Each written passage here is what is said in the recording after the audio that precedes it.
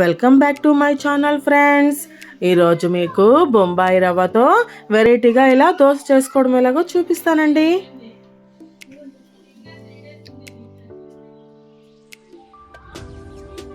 ఎప్పుడు ఒకేలాంటి దోశ కదా, ఒక్కసారి ఇలా కూడా ట్రై చేసి చూడండి, మీకు నచ్చుతుంది.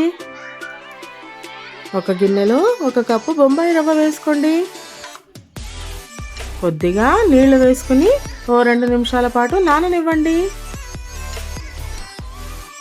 ఇప్పుడు ఆ నీరంతా వంచేయండి.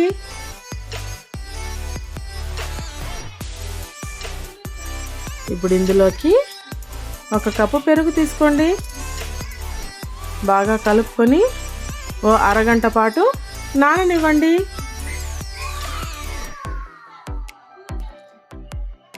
చూడండి, చక్కగా నానిపోయింది కదా.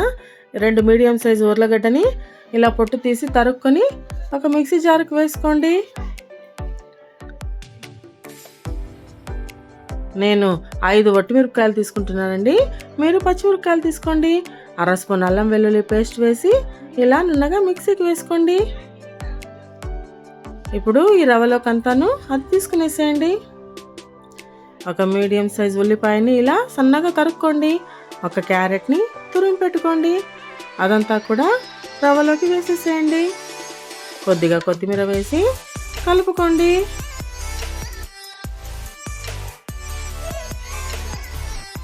నీళ్లు చూసుకొని వేసుకోండి, బ్యాటర్ ఎక్కువ లూజ్ కాకుండా ఉంటుంది.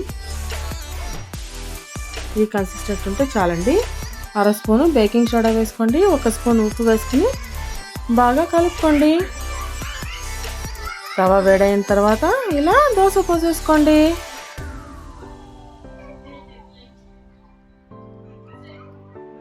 అంతే, బొంబాయి రవ్వతో దోశ రెడీ. దీనికి ఎక్కువగా ఆయిల్ కూడా పట్టదండి, డైరెక్ట్గా కూడా ఉంటుంది, టేస్టీగా కూడా ఉంటుందండి.